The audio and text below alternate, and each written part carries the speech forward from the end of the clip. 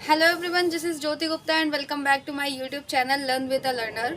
सो last मैंने एक video post किया था और उस वीडियो में क्या था कि मैंने चैप्टर 1 को स्टार्ट किया था और थोड़ा सा मैंने इंट्रोडक्शन दिया था सीडीपी फुल कोर्स के बारे में। बट उस वीडियो में क्वालिटी का कुछ इशू था, इसलिए मुझे वो वीडियो डेल करना पड़ा। सो फाइनली ये एक फुल वीडियो होगा जिसमें चैप्टर 1 जो है एजुकेशनल साइकोलॉजी का, वो इसमें पूरा ही कवर अप होगा। इसमें जितने भी पॉइंट्स हैं जो अलग अलग एग्जाम में पूछे जाते हैं वो सारे पॉइंट्स इसमें कवर अप होंगे। ये एक फुल वीडियो होगा।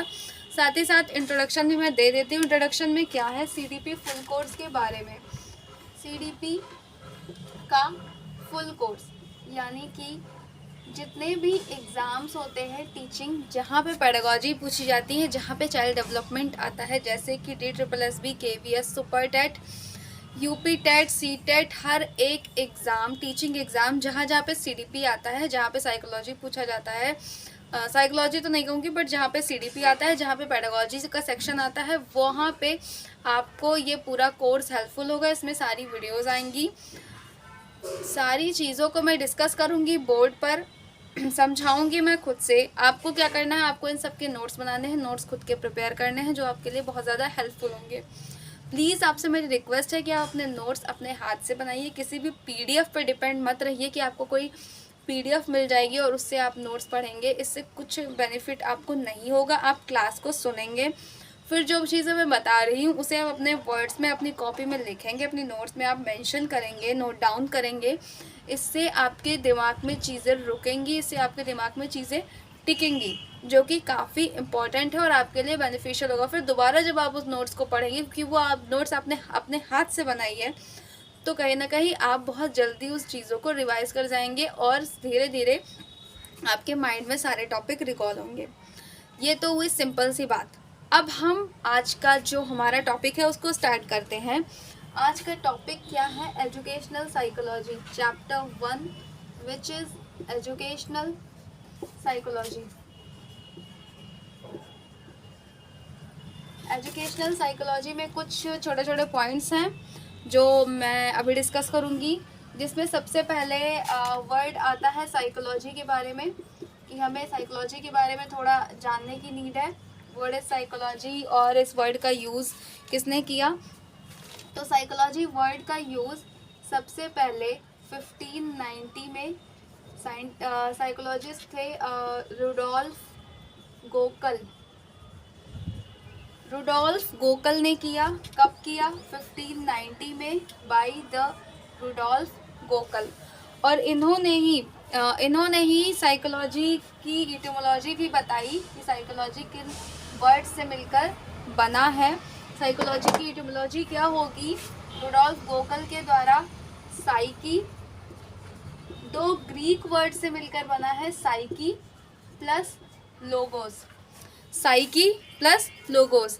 साइकी का मतलब क्या होता है, मन।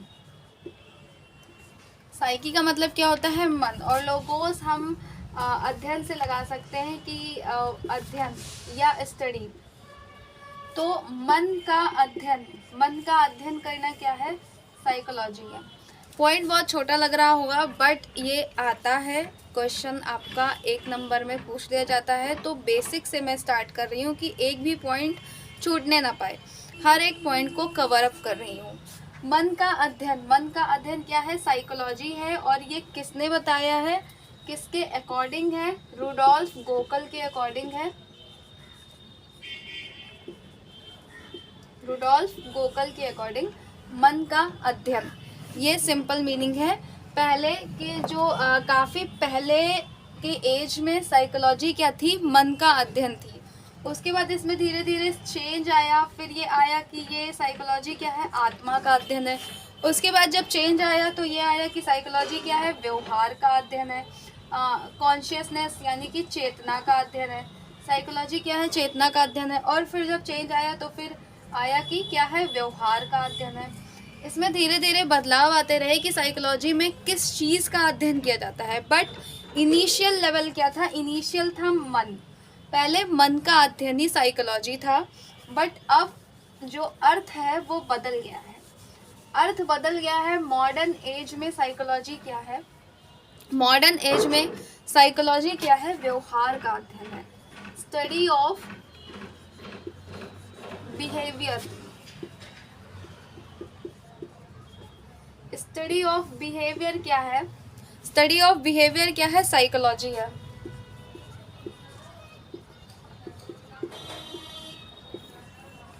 मॉडर्न एज में साइकोलॉजी क्या है? व्यवहार का अध्ययन है। इससे पहले मन का अध्ययन था, मन से पहले इससे पहले चेतना का अध्ययन था, उससे पहले आत्मा का अध्ययन था, उससे पहले मन का अध्ययन था। बट मॉडर्न एज में अभी साइकोलॉजी क्या है? व्यवहार का अध्ययन है। साइकोलॉजी के अंदर हम इंडिविजुअल पर्सन के व्यवहार का अध्ययन करते हैं।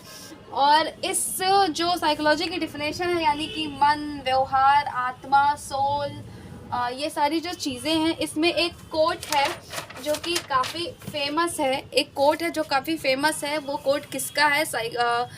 वुडवर्थ का है। साइकोलॉजिस्ट वुडवर्थ, जो कि एक बिहेवियरिस्ट भी थे।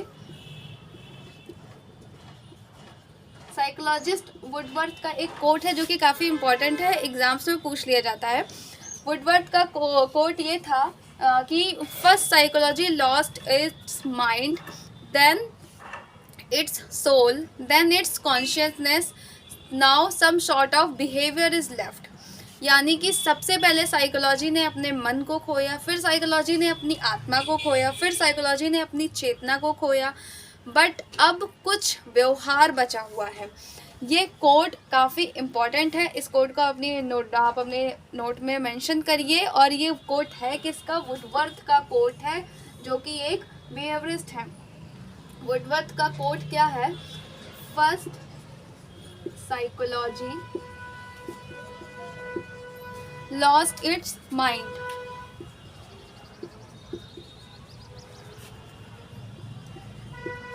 Then its soul, then its consciousness, now some sort of behaviour it is left. यानी कि अब कुछ व्यवहार बाकी है।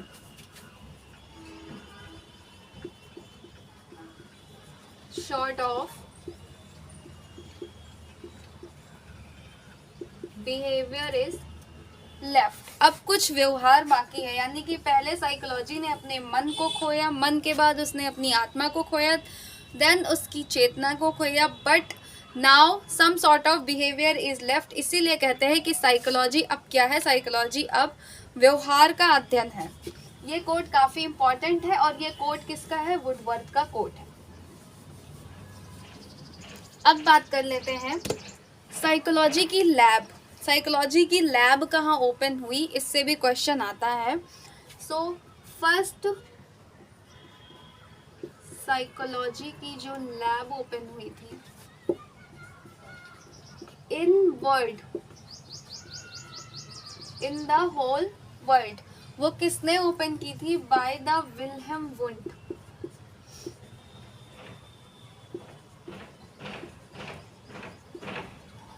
Bye the Wilhelm Wundt in 1879। कहाँ पे ओपन हुई थी? लिप्जिंग, जर्मनी में। लिप्जिंग, जर्मनी में। साइकोलॉजी की first lab in the world open हुई by the Wilhelm Wundt in 1879। कहाँ पे ओपन हुई? लिप्जिग, जर्मनी में ओपन हुई। ये 1 नंबर का क्वेश्चन है आपका। Then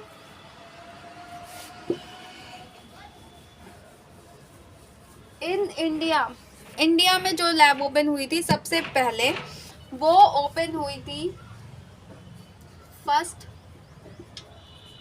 lab in India. India में जो ओपन हुई थी फर्स्ट लैब, वो ओपन हुई थी 1916 में। कहाँ पे ओपन हुई थी? At Calcutta university.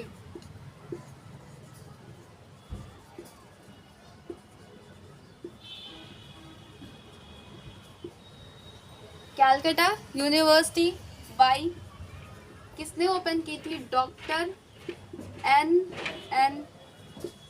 Sen Gupta. By the doctor NN Sen Gupta in India. India में कलकत्ता यूनिवर्सिटी में ओपन हुई 1916 में by the NN Sen Gupta. ये था 2-3 पॉइंट जो कि बेसिक हैं बट इम्पॉर्टेंट है, आपको इनके बारे में पता होना चाहिए। अब जो एजुकेशनल साइकोलॉजी का सबसे इम्पॉर्टेंट पार्ट होता है, सबसे इम्पॉर्टेंट टॉपिक होता है, जिससे बहुत क्वेश्चन आते हैं, हर एग्ज़ाम में पूछे जाते हैं, वो है स्कूल्स ऑफ साइकोलॉजी। स्कूल्स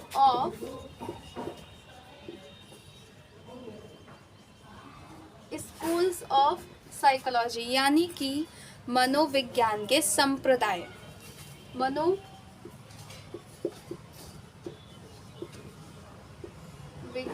के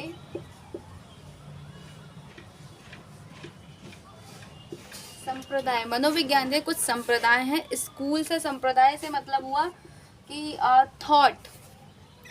कुछ विचारधाराएं, जिनको हम स्कूल्स ऑफ साइकोलॉजी में बोलते हैं। इसमें कुछ 6 से 7 विचारधारा हैं, जैसे कि structuralism, functionalism, behaviourist, constructivist, cognitivist, ऐसे कुछ विचारधाराएं हैं जिनको हम एक एक करके डिस्कस करेंगे एंड जो कि काफ़ी इम्पोर्टेंट है। स्कूल्स ऑफ साइकोलॉजी में जो फर्स्ट विचारधारा है आपकी वो है स्ट्रक्चरलिज्म।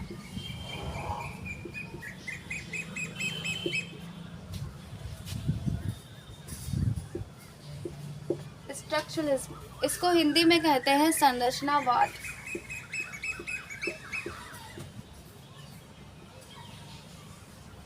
संरचनावाद ये पहली विचारधारा है, फर्स्ट थॉट है साइकोलॉजी का। First school of psychology. और इसके फादर किसको मानते हैं? स्ट्रक्चरलिज्म के फादर कौन है? Wilhelm wound. इसके जनक कौन है? विल्हेम वुंड, जिन्होंने फर्स्ट साइकोलॉजी की लैब ओपन की थी इन द वर्ल्ड। विल्हेम वुंड हैं इसके फादर। और विल्हेम वुंड, और इसका फोकस क्या होता है? संरचनावाद जो स्कूल ऑफ थॉट है, ये क्या कहता है? ये कहता है कि हमें मन की संरचना पर फोकस करता है, यानी कि मन की संरचना पर इसका फोकस होता है। Focus on structure of mind. Focus on structure of mind यानी कि मन की संरचना पर फोकस करता है कि मन की संरचना है कैसी। अगर हम किसी चीज़ को देख रहे हैं, किसी ऑब्जेक्ट को देख रहे हैं, तो हम उसकी संरचना पर फोकस करें। जैसे कि ये मार्कर है, तो इस मार्कर का स्ट्रक्चर कैसा है, कि ये यहाँ से ब्लू है, वाइट है, किसी भी ऑब्जेक्ट का स्ट्रक्चर कैसा है, हमें उस पर फोकस करना चाहिए। यही है स्ट्रक्चरलिज्म थॉट और संरचनावाद का विचार। और इसमें जो मेथड यूज़ किया जाता है वो मेथड होता है इंट्रोस्पेक्शन मेथड। इंट्रोस्पेक्शन मेथड का यूज़ करते हैं मन की संरचना को जानने के लिए। इंट्रोस्पेक्शन मेथड जो है वो ओल्डेस्ट मेथड होता है साइकोलॉजी का, ओल्डेस्ट मेथड है। और ये मेथड काफ़ी सब्जेक्टिव होता है। सब्जेक्टिव यानी कि पर्सन टू पर्सन वरी करता है, पर्सन टू पर्सन डिफरेंट इसके रिजल्ट्स होते हैं। तो आपको मेन पॉइंट्स देखने हैं कि संरचनावाद है फर्स्ट थॉट, इसका जनक कौन है, इसके फादर कौन है? Wilhelm wound. इसमें मन की संरचना पर फोकस करते हैं, यानी कि स्ट्रक्चर ऑफ माइंड। कौन सा मेथड यूज़ होता है? इंट्रोस्पेक्शन मेथड, जो कि बहुत ही ओल्डेस्ट मेथड होता है। बस इतना पॉइंट इसमें आपको ध्यान रखना है। इसके बाद जो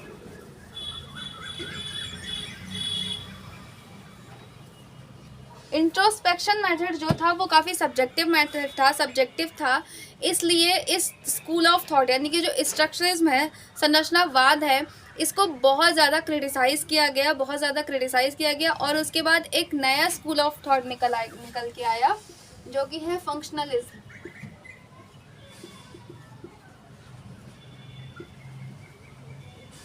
इसको हिंदी में कहते हैं प्रकार्यवाद।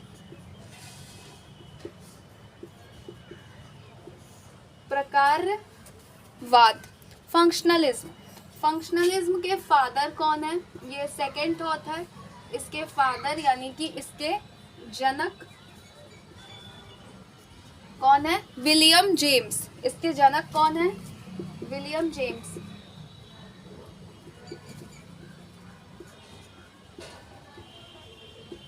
विलियम जेम्स इसके जनक हैं। और इसमें फोकस किस पे किया जाता है? यानी कि फंक्शनलिज्म, यानी कि फंक्शन पे फोकस किया जाता है, माइंड के फंक्शन पे। कोई भी चीज़, कोई भी ऑब्जेक्ट कैसे फंक्शन करता है, कैसे वर्क करता है। Focus on function of mind.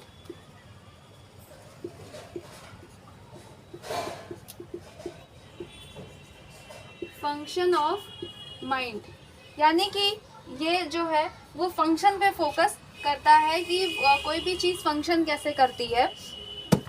जैसे कि कोई भी ऑब्जेक्ट हम देख रहे हैं, जैसे कि ये ऑब्जेक्ट है तो इसकी हम स्ट्रक्चर पे फोकस कर रहे हैं, तो ये संरचनावाद हुआ। ये स्कूल ऑफ थॉट किससे बिलोंग कर रहा है? ये संरचनावाद से। लेकिन अगर हम इसके फंक्शन पे फोकस कर रहे हैं कि ये वर्क कैसे करता है, इसे हम ओपन करते हैं, देन हम इससे ऐसे ड्रॉ करते हैं, इससे हम लिख सकते हैं, ये इसका फंक्शन हुआ। तो मन के फंक्शन पे फोकस करता है कि मन काम कैसे करता है, यानी कि इसका वर्क कैसे होता है, इस पे फोकस करता है प्रकार्यवाद यानी कि फंक्शनलिज्म। इसमें जो आपका मेन पॉइंट यही है, functionalism second school of thought है। इसके जनक कौन है? William James. और ये फोकस किस पे करता है? फंक्शन ऑफ माइंड, यानी कि माइंड के फंक्शन पे फोकस करता है, कैसे माइंड फंक्शन करता है, वर्क कैसे करता है, इन सारी चीज़ों पे। उसके बाद नेक्स्ट थॉट है साइको एनालिसिस। थर्ड जो है वो है साइको एनालिसिस।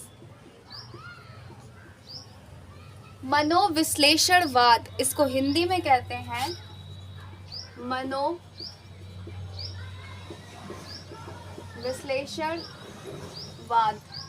मनोविश्लेषणवाद। और इसके जनक कौन है? इसके फादर कौन है? Sigmund Freud.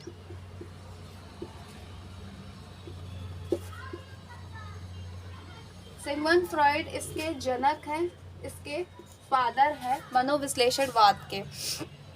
ये स्कूल ऑफ थॉट किसने दिया? सिगमंड फ्रॉइड ने दिया। अगर आपने सीडीपी पढ़ा है इससे पहले कभी, तो विदाउट एनी डाउट आप सिगमंड फ्रॉइड को बहुत अच्छे से जानते होंगे। इनकी थ्योरी है साइकोसेक्सुअल थ्योरी, जिसको बहुत ज़्यादा क्रिटिसाइज़ किया गया था। सिगमंड फ्रॉइड ने किस पे फोकस किया? सिगमंड फ्रॉइड ने फोकस किया अनकॉन्शियस माइंड पे। सिगमंड फ्रॉइड का फोकस किस पे था? अनकॉन्शियस माइंड पे फोकस था। वो अनकॉन्शियस माइंड क्या होता है?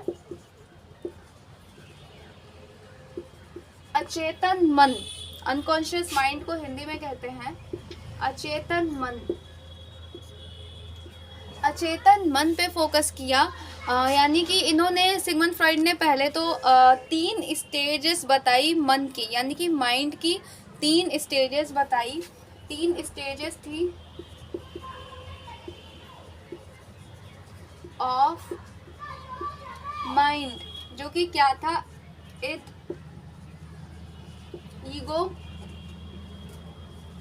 And superego. Id, ego and superego, conscious, subconscious and unconscious. तो ये अनकॉन्शियस मन पे फोकस करता है। अचेतन मन क्या होता है कि जैसे अभी मैं पढ़ा रही हूँ तो मेरा माइंड, मेरा जो कॉन्शियस माइंड है, मेरा जो चेतन मन है, वो इस टॉपिक पे लगा हुआ है, मैं जो डिस्कस कर रही हूँ उस पे लगा हुआ है, वीडियो पे प्रॉपर लगा हुआ है। बट कहीं ना कहीं मेरा एक अनकॉन्शियस माइंड वर्क कर रहा है। मेरा अनकॉन्शियस माइंड कहीं ना कहीं चलता रहता है, जिसमें और अदर थिंग्स आती रहती हैं और अदर चीज़ें भी आती रहती हैं। हम सबके अंदर हमारा अनकॉन्शियस माइंड वर्क करता रहता है। लाइक अगर हम कहीं पार्टी में भी गए हुए हैं या कहीं हम स्कूल में भी हैं, कहीं पर भी हैं, तो वहाँ पे जो हमारे सराउंडिंग है उसके अकॉर्डिंग वो चीज़ें तो हम वहाँ वर्क कर रहे होते हैं, वहाँ हम फिज़िकली तो एग्जिस्ट कर रहे होते हैं, बट कहीं ना कहीं हमारे माइंड में कुछ और चीज़ें, कुछ और थॉट चलते रहते हैं, जो थॉट मतलब कुछ और ही थॉट चलते रहते हैं जिनका कोई मतलब नहीं होता। मैं ऐसा नहीं कह रही कि बिल्कुल मतलब नहीं होता, बट वो कहीं ना कहीं इम्पॉर्टेंट होते हैं। तो जो अनकॉन्शियस माइंड, जो कहीं ना कहीं हमारे माइंड में, हमारे विचारों में कुछ ना कुछ चलता रहता है हमारे माइंड में, वो अनकॉन्शियस माइंड होता है। अनकॉन्शियस माइंड यानी कि अचेतन मन होता है। तो साइको एनालिसिस थॉट जो है वो अनकॉन्शियस माइंड पर फोकस करता है। और सिगमंड फ्रॉइड ने 3 स्टेज बताई है, इद, ईगो और सुपर ईगो। इद जो होता है वो रिलेट करता है अनकॉन्शियस माइंड से प्रॉपर, ईगो जो होता है वो सबकॉन्शियस होता है, और जो सुपर ईगो होता है वो कॉन्शियस होता है।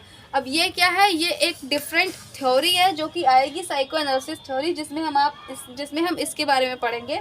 अभी इसमें इम्पोर्टेंट क्या है, साइको एनालिसिस थॉट, इसके जनक है सिगमंड फ्रॉइड, और इन्होंने फोकस, ये जो थॉट है ये किस पे फोकस करता है, अनकॉन्शियस माइंड पर फोकस करता है। ये इतना।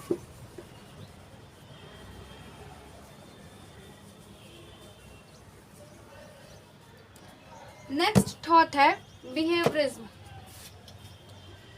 फोर्थ जो है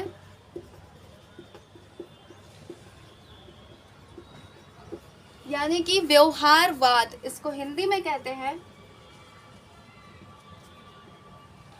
व्यवहारवाद। व्यवहारवाद का फोकस, व्यवहारवाद से रिलेटेड जो लोग हैं, पहले तो इसके जनक कौन है, व्यवहारवाद से जो भी रिलेटेड लोग हैं और इसके जनक कौन है, जेबी वॉटसन। इसके जनक कौन है, जेबी वॉटसन। और इसमें इस जो स्कूल ऑफ थॉट है इसमें और भी लोगों ने वर्क किया है। वो कौन है, बीएफ स्किनर, और भी कुछ साइकोलॉजिस्ट हैं जो इसमें जुड़े हुए हैं। बीएफ स्किनर हैं, आइवन पावलव है जिनकी क्लासिकल कंडीशनिंग थ्योरी है, आइवन पावलव है। सीएच हल है जिनकी थ्योरी है फील्ड थ्योरी है। सीएच हल है, बीएफ स्किनर है, आइवन पावलव है। ये इसमें इन्होंने वर्क किया है, इन्होंने क्या किया है, वर्क किया है इस स्कूल ऑफ थॉट में। बट इसके जनक कौन है, जेबी वॉटसन है। इसके फादर कौन है, जेबी वॉटसन है। जेबी वॉटसन जो है वो कंडीशनिंग की बात करते हैं। कंडीशनिंग, जेबी वॉटसन जो है वो कहते हैं कि उनका, जेबी वॉटसन का एक थॉट बहुत फेमस है, give me a dozen infants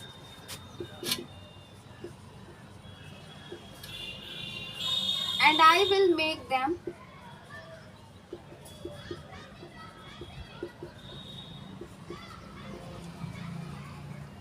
I will make them anything you want।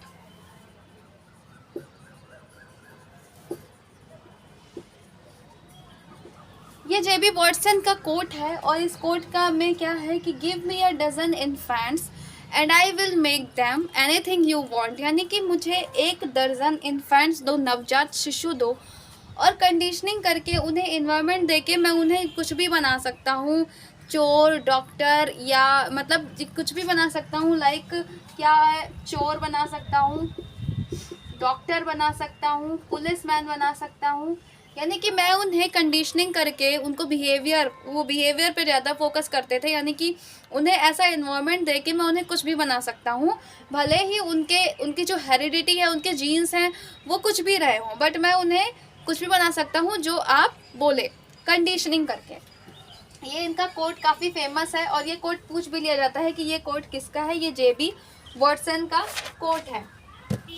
Behaviourist मानते हैं कि मन की संरचना क्या है, उसमें बिहेवियरिस्ट का मतलब होता है, व्यवहारवाद क्या कहता है कि एक पर्सन व्यवहार कैसा करता है, व्यवहार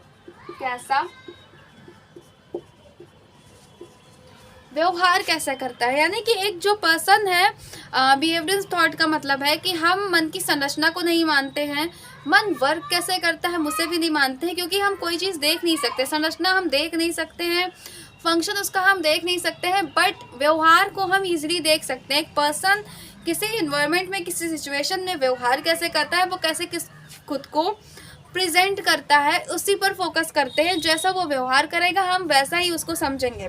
यानी कि इसका जो पूरा फोकस होता है वो व्यवहार पर फोकस होता है, how a person behave.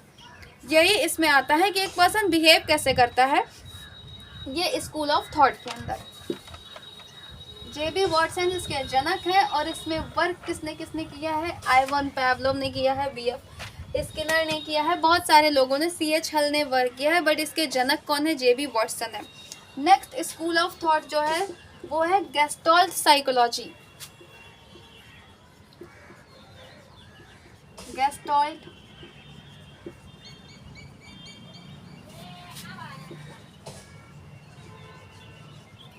Next school of thought है गेस्टॉल्ट साइकोलॉजी, जिसको हिंदी में हम कहते हैं गेस्टाल्टवाद। हिंदी में भी इसे हम गेस्टाल्ट ही कहते हैं, गेस्टाल्टवाद। और इसके जनक कौन है, इसके फादर कौन है, वर्दीमीर है। हिंदी में इन्हें हम वर्दीमीर कहते हैं, इंग्लिश में इन्हें वर्टहाइमर कहते हैं, वर्टहाइमर, वर्दीमीर, ये जनक हैं इस स्कूल ऑफ थॉट के, ये जनक हैं। और इसमें जो और भी लोगों ने वर्क किया है वो हैं कोलर, कोफ्का,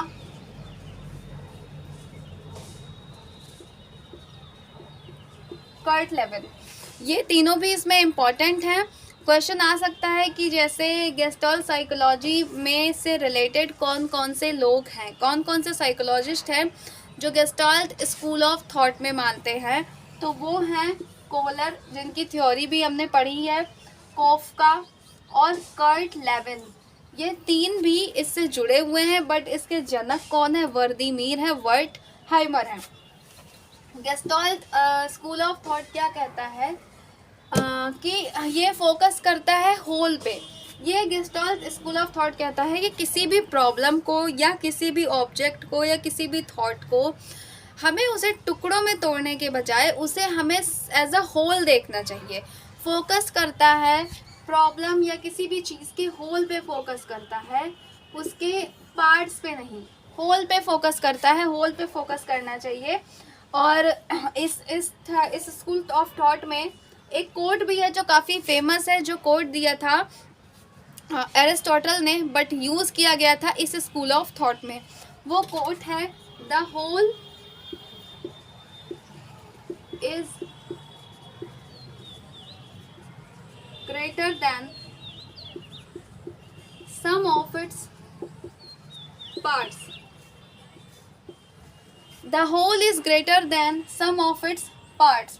ये थॉट दिया किसने था, ये कोट है किसका, ये कोट है एरिस्टोटल का, बट इस कोट का यूज़ किया गया था इस स्कूल ऑफ थॉट में। यानी कि किसी भी चीज़ के या किसी भी प्रॉब्लम के एज अ होल पे हमें फोकस करना चाहिए, उसके पार्ट्स पे इतना फोकस नहीं करना चाहिए। किसी भी प्रॉब्लम को हमें एज अ होल देखना चाहिए, किसी भी ऑब्जेक्ट को हमें एज अ होल देखना चाहिए, क्योंकि जब हम उसे एज अ होल देखते हैं तो कहीं ना कहीं उसकी जो इमेज होती है वो डिफरेंट होती है।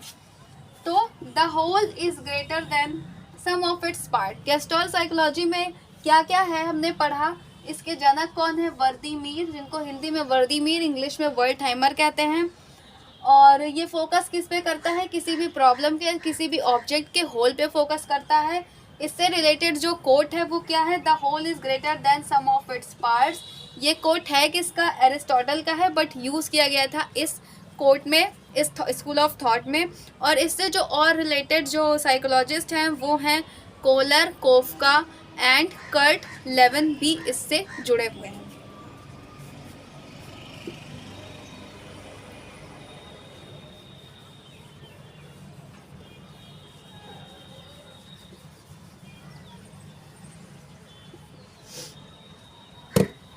और अब जो नेक्स्ट स्कूल ऑफ थॉट है वो है ह्यूमनिज्म।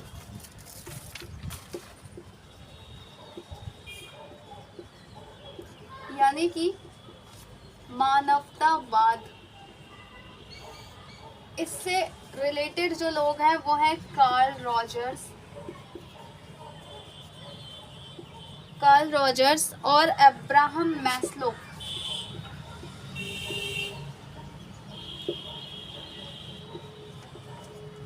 अब्राहम मैस्लो और कार्ल रॉजर्स इससे रिलेटेड हैं। ह्यूमनिज्म, मानवतावाद। ये स्कूल ऑफ थॉट फोकस करता है इंडिविजुअल पर्सन पे, इंडिविजुअल पर्सन पे फोकस करता है, इंडिविजुअल पर्सन की थिंकिंग, इंडिविजुअल पर्सन की थिंकिंग क्या है, वो करना क्या चाहता है, उसका सेल्फ क्या है, उसका सेल्फ एक्चुअलाइजेशन का पॉइंट क्या है।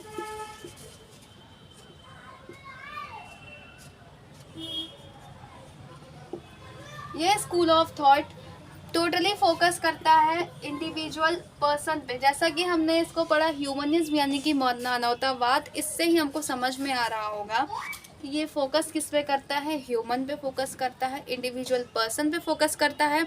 इंडिविजुअल पर्सन की थिंकिंग क्या है, उसका सेल्फ एक्चुअलाइजेशन पॉइंट क्या है, वो अपने आप में करना क्या चाहता है, इस पे फोकस करता है किसी इंडिविजुअल पर्सन की। और इससे रिलेटेड कौन है, कार्ल रॉजर्स है और अब्राहम मैस्लो है। ये कुछ पॉइंट इसके हैं।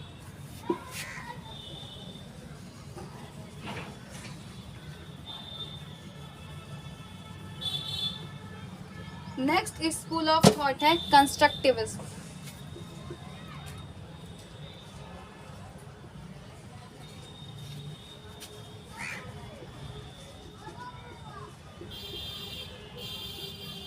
कंस्ट्रक्टिविज्म यानी कि संरचनावाद।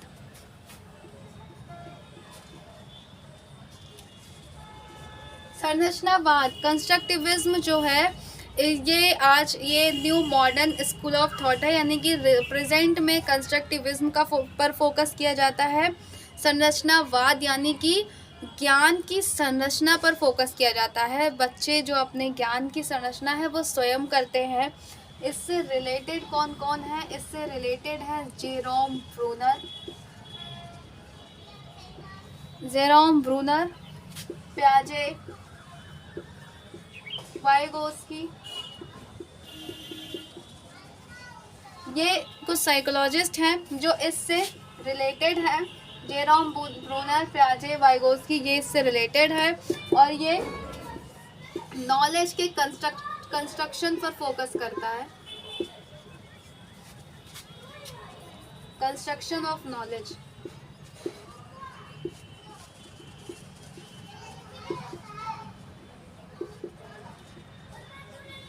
कंस्ट्रक्शन ऑफ नॉलेज पे फोकस करता है, यानी कि ज्ञान के संरचना पर फोकस करता है, ज्ञान की रचना पर फोकस करता है, यानी कि बच्चे खुद ही अपने ज्ञान की संरचना कर सकते हैं इस पर।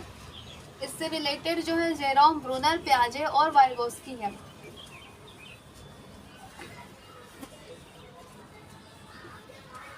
ये सारे स्कूल ऑफ थॉट्स थे जो कि मैंने आपको एक्सप्लेन किया। कौन कौन से स्कूल ऑफ थॉट मैंने आपको एक्सप्लेन किया। स्ट्रक्चरलिज्म पहला जो एक्सप्लेन किया,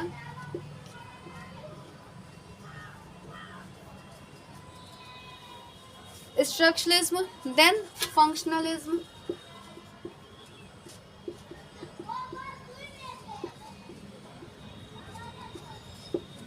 देन मैंने क्या बताया, गेस्टॉल्ट साइकोलॉजी, बिहेवियरिज्म उससे पहले,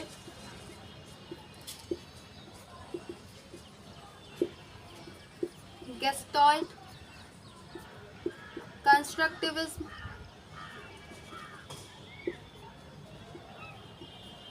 ह्यूमनिज्म।